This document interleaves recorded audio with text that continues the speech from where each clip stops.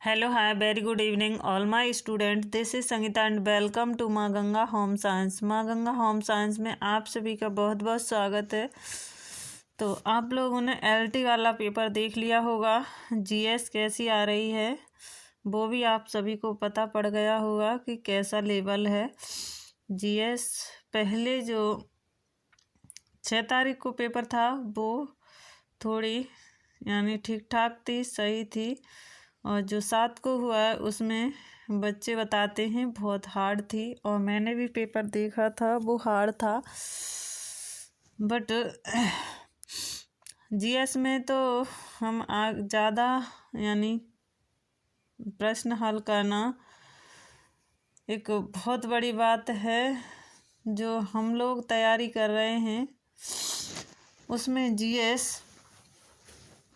का पोर्शन बहुत होता है, लेवल बहुत होता है उसका, तो वह इतनी जल्दी तैयारी करना सही नहीं है। बट हम अपने सब्जेक्ट पर ध्यान दें तो हम अपने सब्जेक्ट में अच्छा कर सकते हैं। तो ये हमारा जो मॉडल पेपर था, कई दिनों से मैं नहीं यानी क्लास ले पाई, तो उसके लिए मुझे अफसोस है। बट मैं आज अपने क्वेश्चन को लेकर आ चुकी हूँ, और हमारा जो क्वेश्चन है 29 है। इससे पहले के क्वेश्चन में इससे अगली क्लास में करा चुकी हूँ। ये हमारा 7वां यानी मॉडल पेपर था, उसी से क्वेश्चन है।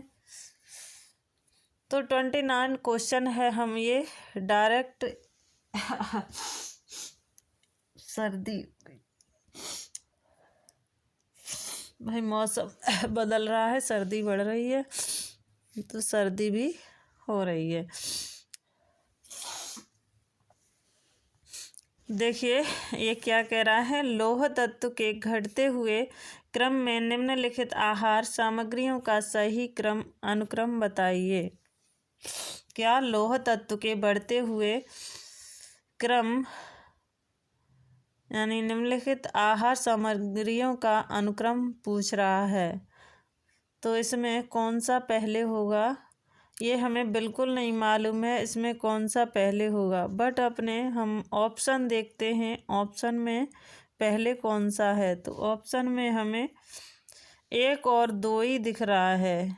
1 दिख रहा है और 2 दिख रहा है, तो हम सबसे पहले 1 और 2 को ही खगा लेंगे, यानी 1 और 2 में ही डिफरेंस करेंगे। उसके बाद हम अदर पर जाएंगे। तो हम पहले सेब और कलेजी में देखते हैं किस में आयरन की मात्रा अधिक है, लौह तत्व की मात्रा अधिक है। तो हम सेब की बजाय हम कलेजी को ले लेंगे, तो हमारा ये ऑप्शन ऑटोमेटिक कट गया। अब हमारे पास कितने 3 ऑप्शन बचे हुए हैं, ये है, ये है, ये है। अब हम दूसरे पर आते हैं।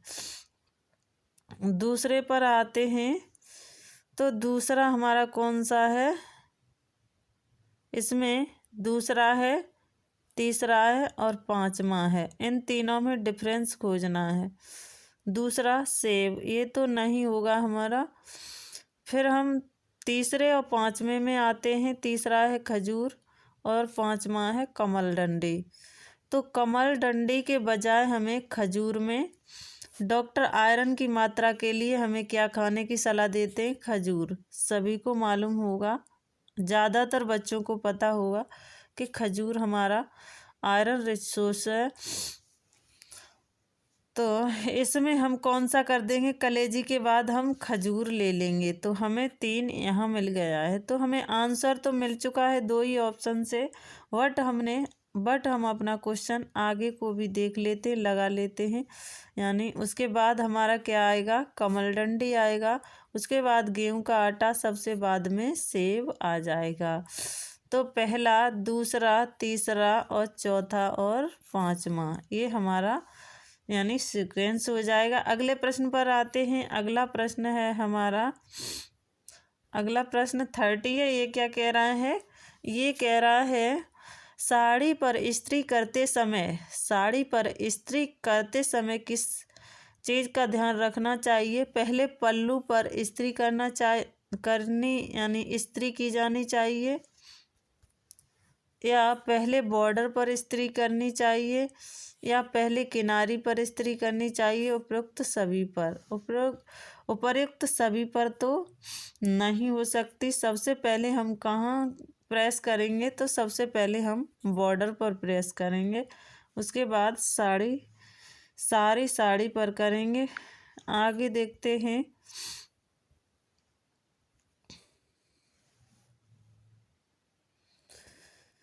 पोशाकों में 4 आधार सामग्रियों के अनुप्रयोग का सही अनुक्रम बताइए। तो क्या होगा इसमें सही अनुक्रम? तो इसमें सबसे पहले क्या होगा? इंटरफेसिंग होगा। क्या? इंटरफेसिंग होगा।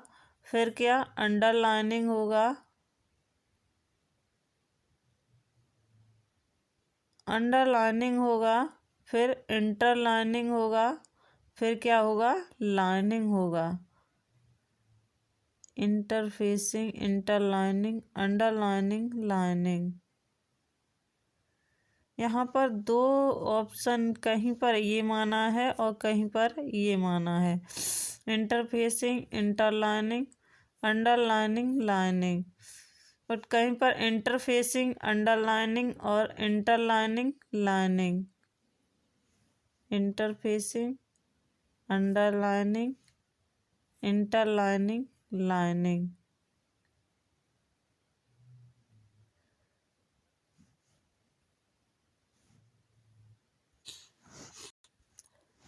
देखिए स्टूडेंट, इसमें जो राइट आंसर होगा वो हमारा लाइनिंग पहले आएगा। पहले क्या आएगा? इंटरलाइनिंग होगा, फिर इंटरफेसिंग होगा, फिर अंडरलाइनिंग, फिर लाइनिंग होगा। इसका जो राइट आंसर होगा वो होगा B is the right answer. B वाला सही हो जाएगा। मैंने ये गलत बता दिया, सॉरी इसके लिए। और अब हम अगले, इसका जो राइट आंसर है वो कौन सा है? बी वाला है। अगले प्रश्न पर आते हैं। अगला प्रश्न है सूती कपड़े, क्या कह रहा है? सूती कपड़े को तैयार करने का सही अनुक्रम बताइए। सूती कपड़े को तैयार करने का सही अनुक्रम बताइए। डिसाइजिंग, ब्लीचिंग, टेंटरिंग, कैलेंडरिंग। क्या होगा? टेंटरिंग होगा, ब्लीचिंग होगा, डिसाइजिंग होगा या कैलेंडरिंग होगा? कैलेंडरिंग पहले होगा, ब्लीचिंग होगा, डिसाइजिंग होगा, टेंटरिंग होगा। Bleaching, desizing, tentering, calendering. क्या होगा इसमें? राइट आंसर कौन सा होगा? तो राइट आंसर हमारा कौन सा होगा? सबसे पहले हम क्या करेंगे? डिसाइजिंग करेंगे। ये इज द राइट आंसर। डिसाइजिंग अन्य में नहीं है, तो ये हमारे क्या कट जाएंगे। तो डिसाइजिंग सबसे पहले हम क्या करेंगे? सबसे पहले डिसाइजिंग करेंगे, उसके बाद ब्लीचिंग करेंगे, उसके बाद क्या? टेंटरिंग, बाद में क्या? कैलेंडरिंग प्रेस कर देंगे। टेंटरिंग में हम क्या करते हैं? अपने कपड़े को यानी जो इधर उधर को खिंचा हुआ होता है वो समान करते हैं। जो भी निकला हुआ होता है उसे समान आकार देते हैं। और ब्लीचिंग में हम सफ़ेदी लाते हैं। डिसाइजिंग, तो इसका जो राइट आंसर होगा ए हो जाएगा। अगले प्रश्न पर आते हैं। अगला प्रश्न है हमारा, ये क्या कह रहा है? निम्नलिखित लक्षण तथा सीखने की विधियों को सीखने वालों की योग्यता के क्रम में व्यवस्थित कीजिए। तो हमें कैसे निकालना है? 1 है, 3 है, 4 है। 1, 3, 4 में पहले देखना है। 1 में क्या है? वीडियो शो है।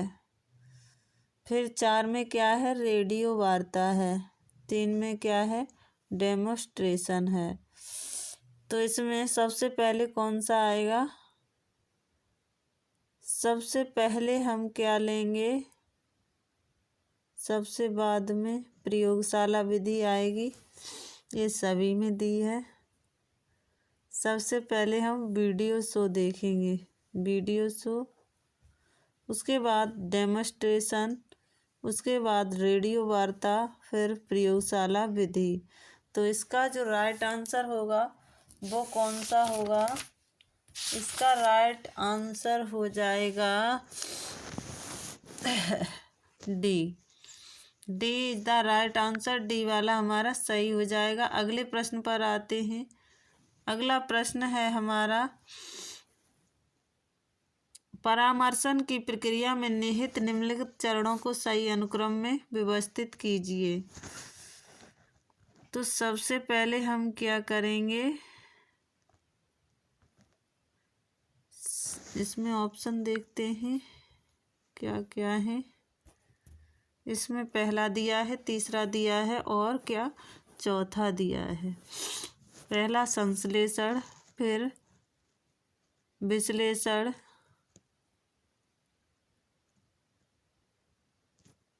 फिर उपचार परामर्श, फिर क्या दिया है,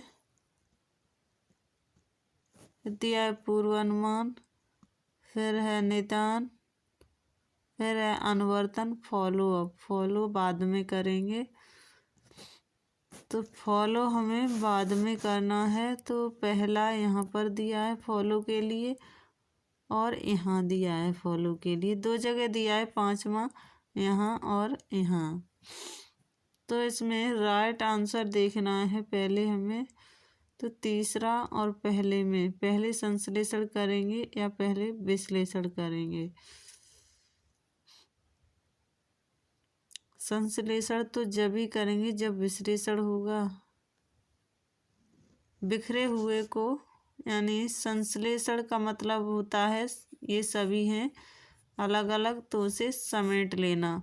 और विश्लेषण का मतलब होता है जो इकट्ठी चीज़ है उसको क्या बखेर देना चारों तरफ। ये क्या हो गया?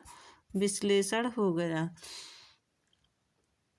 तो इसका जो राइट आंसर होगा वो कौन सा हो जाएगा? सॉरी, सबसे बाद में क्या होगा? सबसे बाद में होगा संश्लेषण। विश्लेषण होने के बाद सबसे पहले हम क्या करेंगे? सबसे पहले हम क्या विश्लेषण करेंगे? क्या करेंगे? विश्लेषण करेंगे। तो विश्लेषण हमें दो जगह ही दिख रहा है, यहाँ और यहाँ।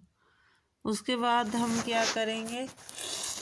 संश्लेषण नहीं, उसके बाद हम निदान करेंगे। निदान करने के बाद हम क्या करेंगे? पूर्वानुमान करेंगे। पूर्वानुमान करने के बाद हमें क्या करना? उपचार परामर्श लेना है और उसके बाद अनुवर्तन फॉलो अप करना है। बाद में क्या संश्लेषण कर देना है। पहले हमें क्या करना है? विश्लेषण करना है। विश्लेषण के बाद हमें निदान करना है। निदान के बाद हमें पूर्वानुमान लगाना है। उसके बाद उपचार परामर्श देना है। बाद में अनुवर्तन यानी फॉलो अप करना है। बाद में क्या संश्लेषण कर देना है। तो इसका जो राइट आंसर होगा B is the right answer. B वाला हमारा क्या सही हो जाएगा। अगले प्रश्न पर आते हैं।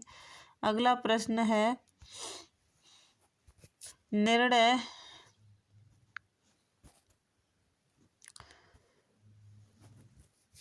निर्णय लेना एक प्रक्रिया है जिसमें निहित चरणों का सही अनुक्रम निम्नलिखित में से एक है। विकल्पों का मूल्यांकन कीजिए, विकल्पों की पहचान कीजिए, समस्या की पहचान कीजिए, निर्णय लीजिए, निर्णय का मूल्यांकन कीजिए।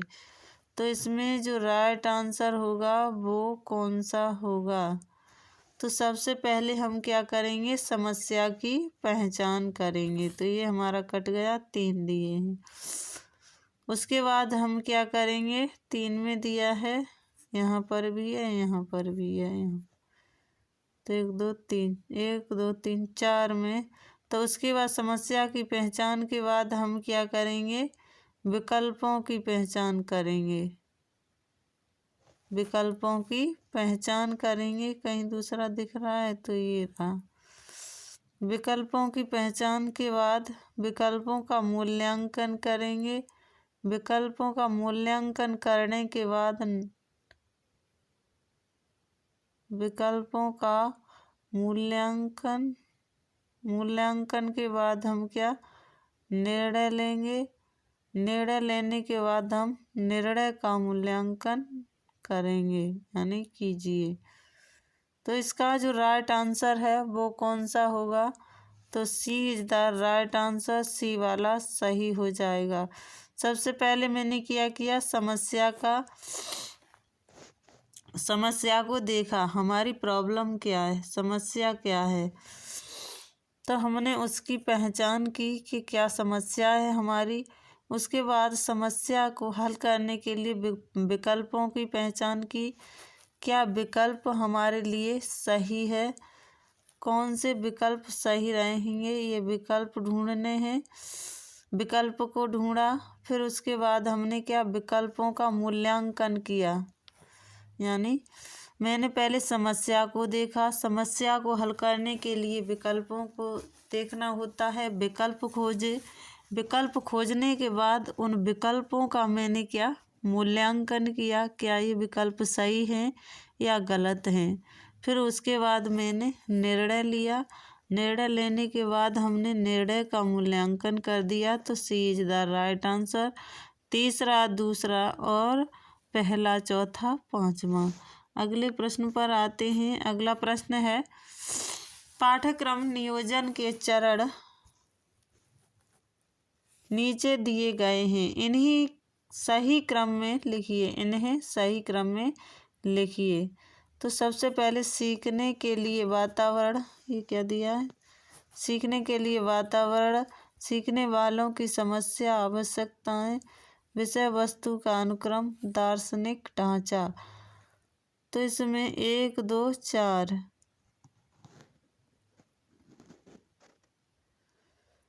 तो सबसे पहले क्या, सीखने के लिए वातावरण,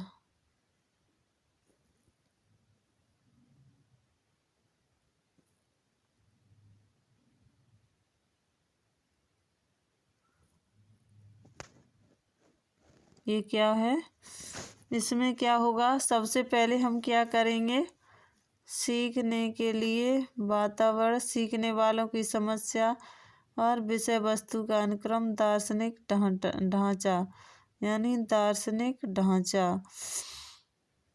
दूसरे में सीखने वालों की समस्या और आवश्यकता क्या है, सीखने वालों की समस्या को देखेंगे। पहले हम क्या देखेंगे, सीखने वालों की समस्या को देखेंगे सबसे पहले। तो हमें आंसर तो मिल चुका है, D is the right answer, but हम देख लेते हैं आगे भी। उसके बाद हम समस्या को देखेंगे, आवश्यकताओं को देखेंगे, फिर सीखने के लिए वातावरण की ज़रूरत पड़ेगी, किसकी, वातावरण की ज़रूरत पड़ेगी। वातावरण देखने के बाद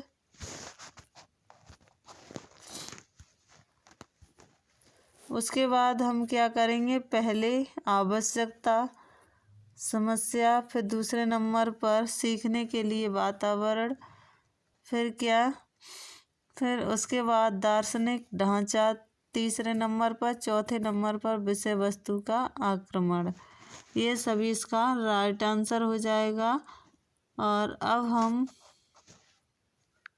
देखते हैं अगले प्रश्न को। अगला प्रश्न है, शोध से संबंधित है, शोध के निम्नलिखित चरणों को सही अनुक्रम में व्यवस्थित कीजिए। सही अनुक्रम में व्यवस्थित करना है, तो सबसे पहले हमें क्या करना है, 1 और 2 में ही देखना है, ऑप्शन 1 और 2। तो सबसे पहले हम शोध प्रश्न तो नहीं देखेंगे, सबसे पहले हम क्या करेंगे, प्रतिदर्श चयन करेंगे, यानी सैंपल देखेंगे। तो पहला हमें कहाँ कहाँ मिल रहा है, तो पहला हमें यहाँ पर मिल रहा है, 2 जगह मिल रहा है। तो हम ये करेंगे, उसके बाद हम क्या करेंगे, उसके बाद में हम शोध प्रश्न देखेंगे। उसके बाद हम शोध प्रश्न दोनों में दिया है।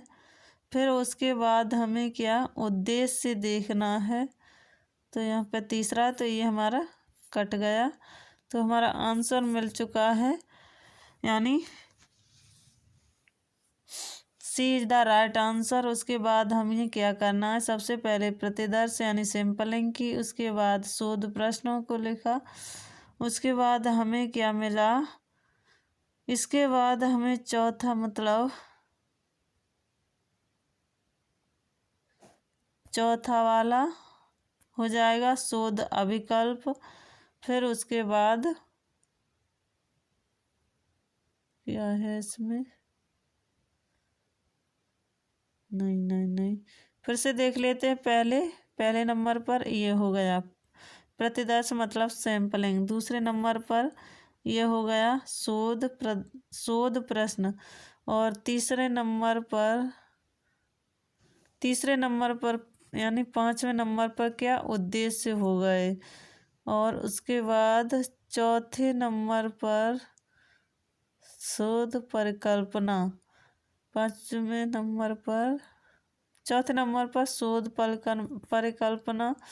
उसके बाद क्या करेंगे हम, उसके बाद आंकड़ा संग्रहण कर लेंगे, क्या आंकड़े संग्रहण कर लेंगे। सी इज द राइट आंसर। अगले प्रश्न पर आते हैं। अगला प्रश्न है हमारा, दी गई पाक विधि को सूची सेकंड, फर्स्ट में दी गई पाक विधि को सूची सेकंड से मिलान यानी तापमान से सम्मिलित कीजिए। कितना किसका तापमान है, तो सबसे पहले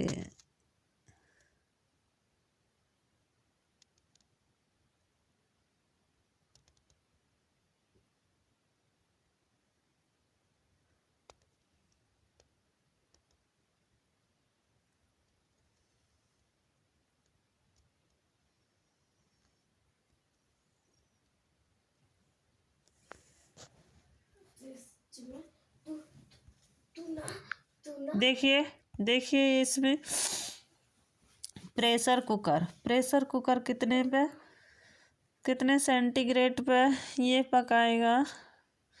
तो प्रेशर कुकर हमारा कितने सेंटीग्रेड पर कार्य करता है, तो ये हमारा कितने पर करेगा, ये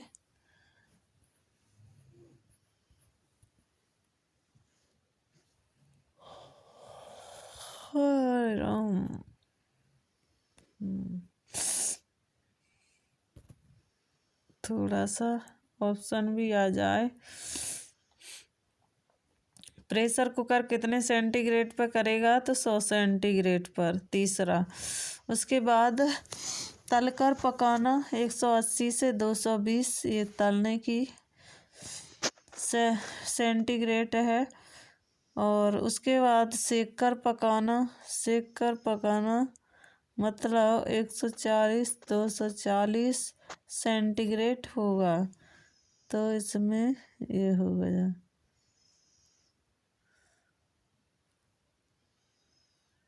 इसमें कौन सा हो गया, ए इज द राइट आंसर।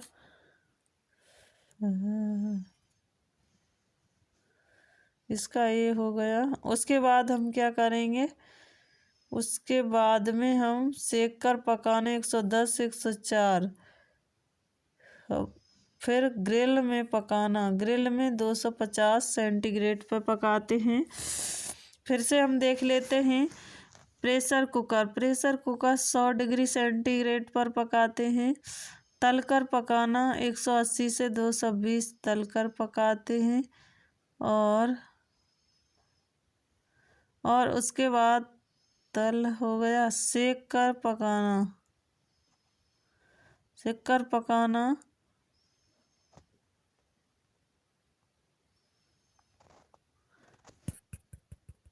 ओहो, ये क्या हुआ, इसका जो राइट आंसर होगा वो कौन सा हो जाएगा, इसका जो राइट आंसर होगा वो हो जाएगा ए इज द राइट आंसर। पहले हम क्या करेंगे, प्रेशर कुकर को 100 डिग्री सेंटीग्रेड पर पकाएंगे, फिर तलकर पकाना 180 से 22 सेंटीमीटर पर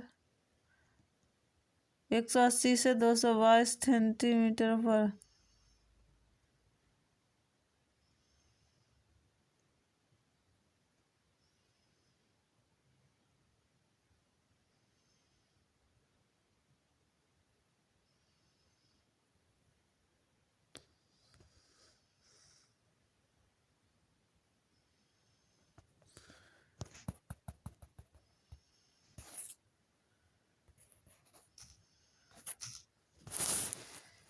अरे भाई ये क्या हुआ?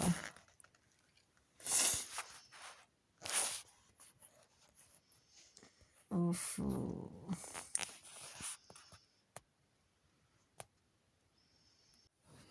देखिए अगले प्रश्न पर आते। अगला प्रश्न है जो सब्जियां दी हैं और उनके अन्य नाम, यानी कौन सा वर्णक कौन सी सब्जी में हरी सब्जी यानी हरा रंग। हरा रंग किसके लिए जाना जाता है? तो क्लोरोफिल के लिए। हरा रंग किसके लिए जाना जाता है? तो क्लोरोफिल के लिए। और गहरा पीला रंग कैरोटीनॉइड गाजर, सफ़ेद रंग फ्लेविन्स, जामुनी रंग एंथोसायनिन।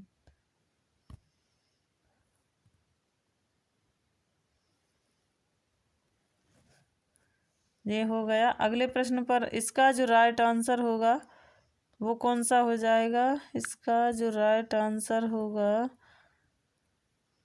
वो हो जाएगा हमारा पहले का।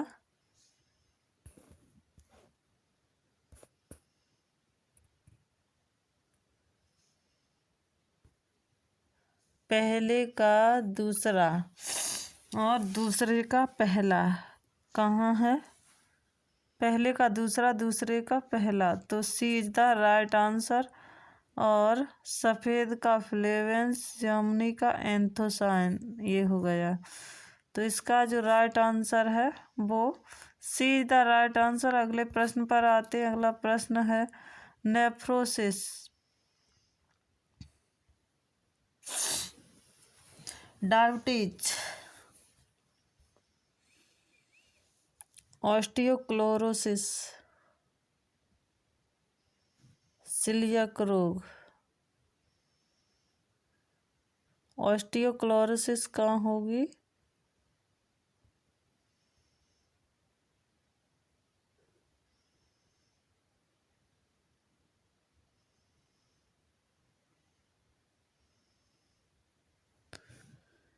तो इसका जो होगा वो हो गया हमारा किससे?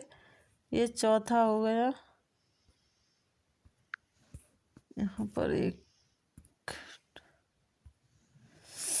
आर्टरी हमारी किससे? रक्त वाहिका से। ऑर्टिरियोक्लेरोसिस किससे? रक्त वाहिका से हो गया। सी में चौथा यहाँ है।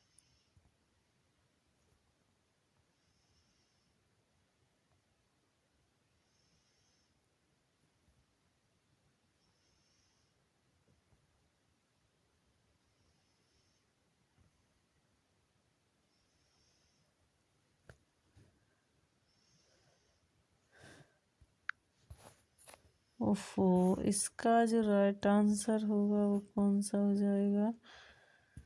चौथा।